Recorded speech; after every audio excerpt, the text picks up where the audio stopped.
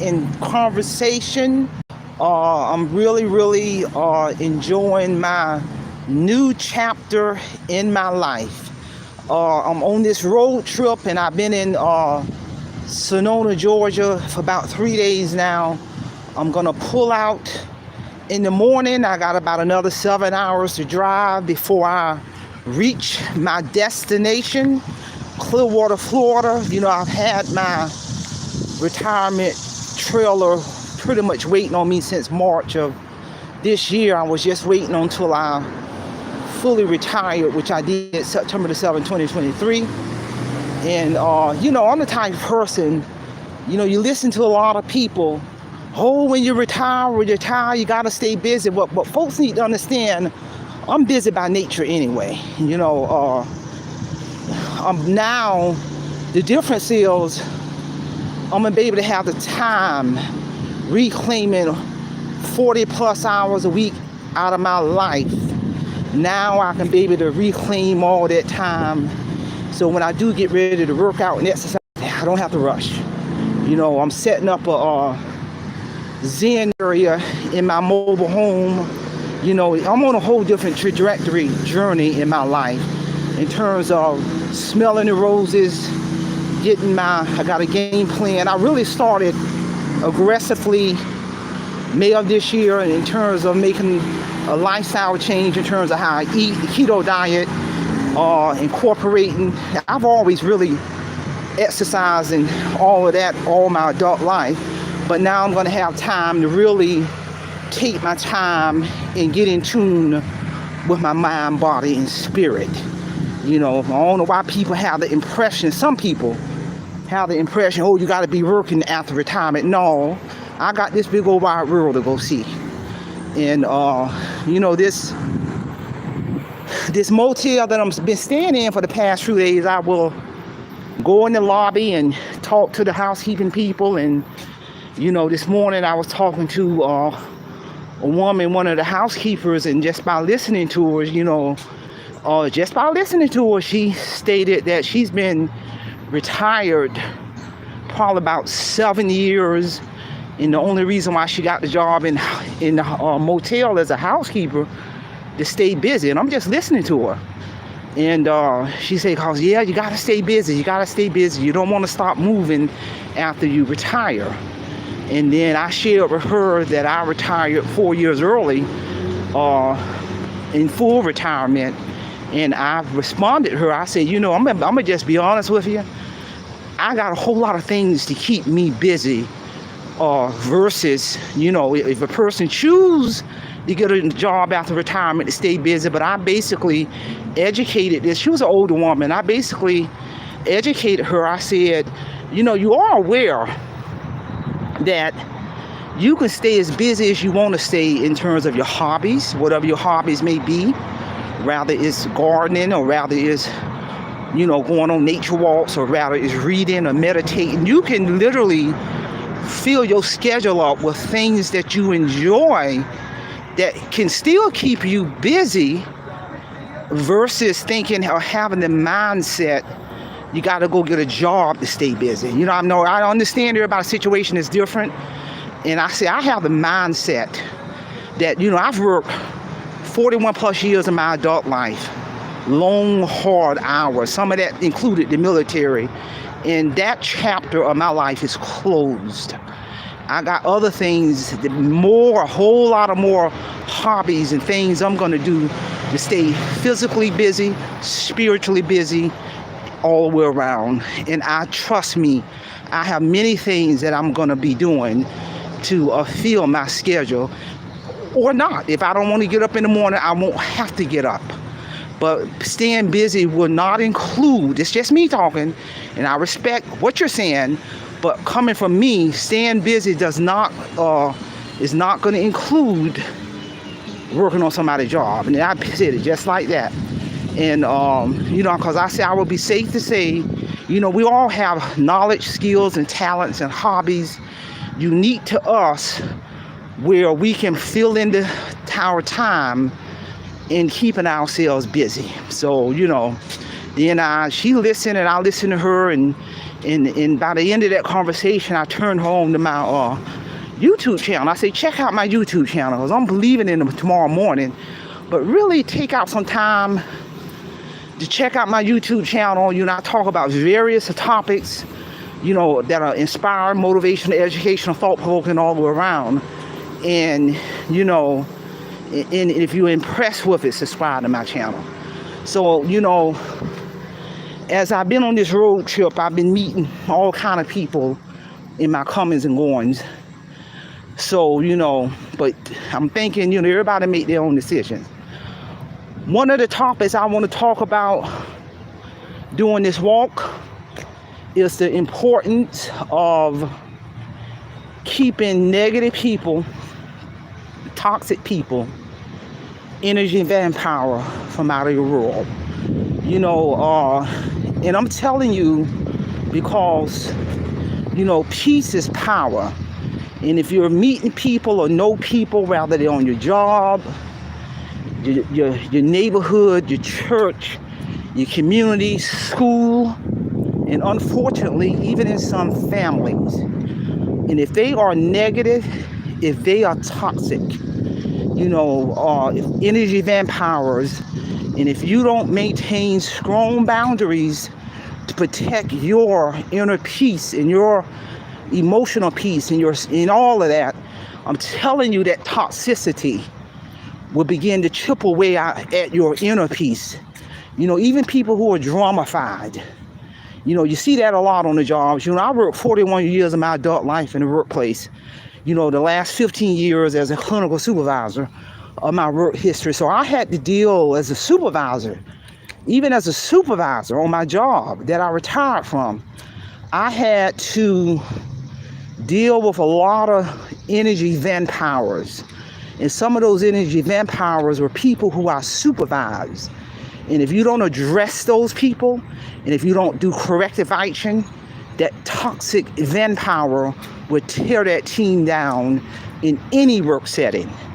So you have got to, if it's on the job, you gotta address it. You gotta correct those people. You gotta report them, because they would tear a team down. And that's in any setting, whether it's school, church, home, or whatever. You know, you may even know people. You may even have a friend. And inside of you, you know that friend is toxic.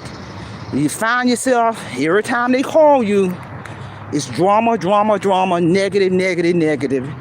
And every time you hang that phone up, you feel drained. That's another good description of a toxic person, an energy vampire. And you gotta be mindful of that, because, you know, if you're walking away feeling, you know, depressed after that conversation or drained, you know, it's not your imagination.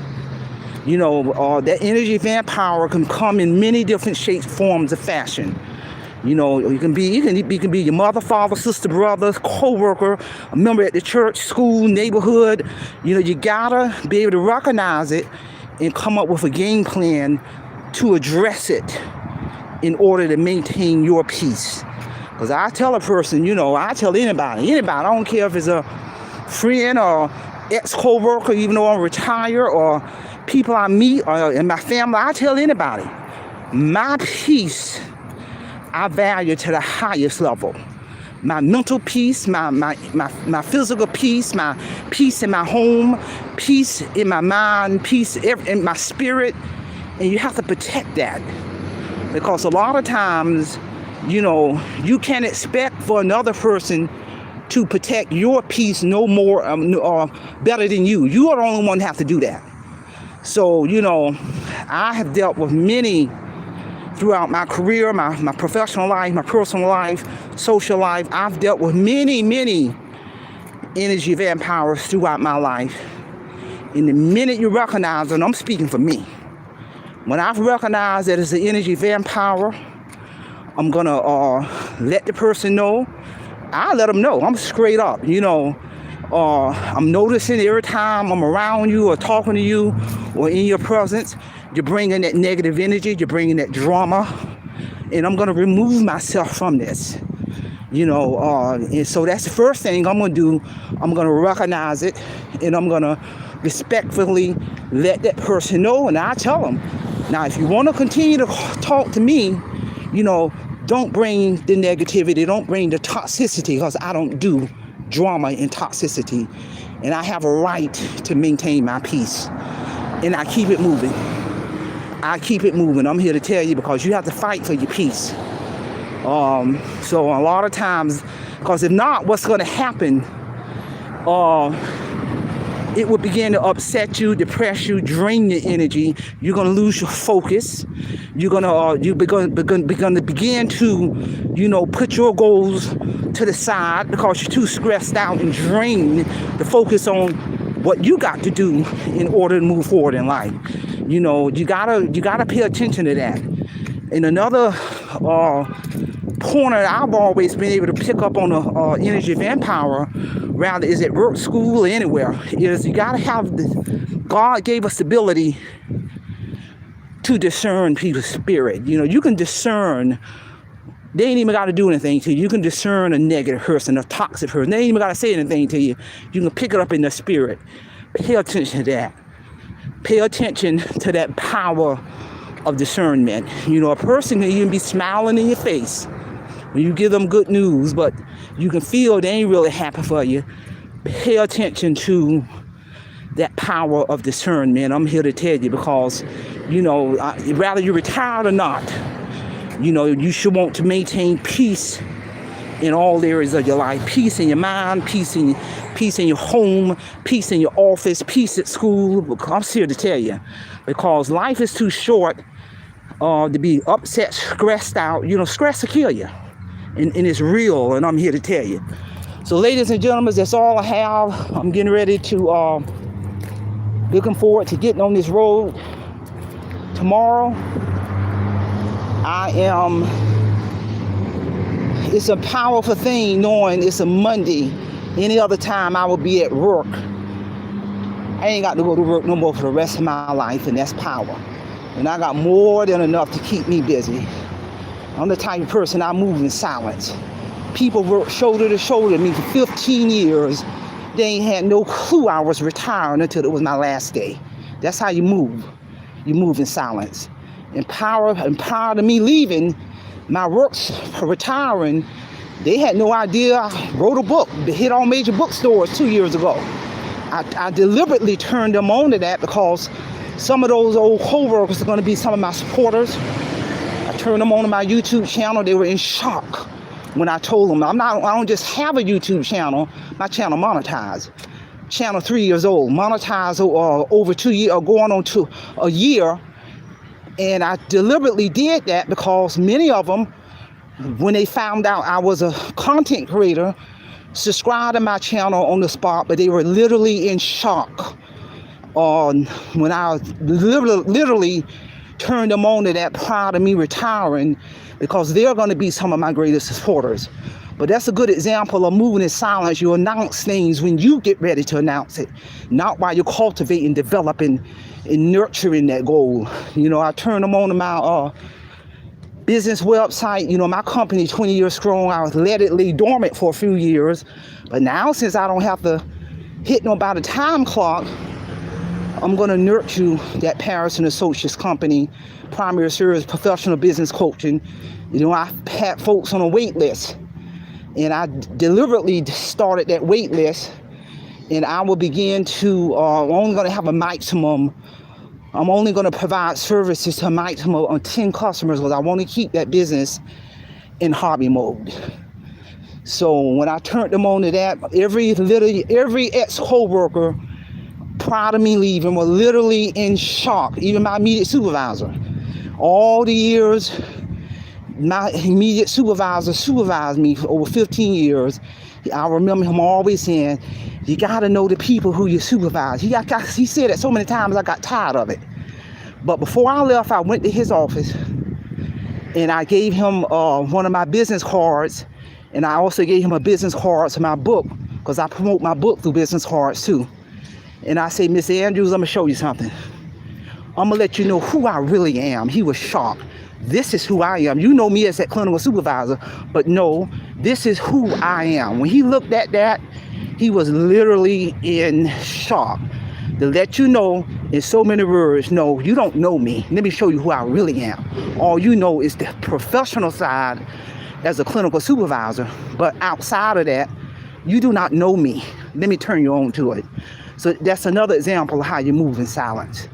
So with that being said, I want my viewers to understand, be on the lookout, because the trajectory path of where I'm taking my brand, my company, my book, this YouTube channel is going to be limitlessly, and I'm here to tell you, that's how you do it. And I tell folks, don't just be YouTube driven. You know, I've done a prior lecture and I said, utilize the YouTube platform to market your brand, market your business, to steer company to your business website. Because I say that to say, whether you monetize or not, don't let YouTube be your primary source of income. Let YouTube just be a caveat to your other incomes, and utilize it as a way to market your other services, your brand, your product. Because YouTube, my channel been monetized in January, but YouTube can shut me down right now, but that's not going to stop. You know, I get retirement checks for the rest of my life, but that's not going to stop my publishing company sending me my royalty checks every quarter. That's not going to stop my company, the money I make under my company, that's 20 years strong, revenue stream. So I say that to say, utilize YouTube as a way to promote your other services and your products and your brand. It's this business one-on-one, and I'm here to tell you. So ladies and gentlemen, that's all I have. Simplify, Simple Fidelis. And I'm going to leave you in the care of your own conscience. Have a great day.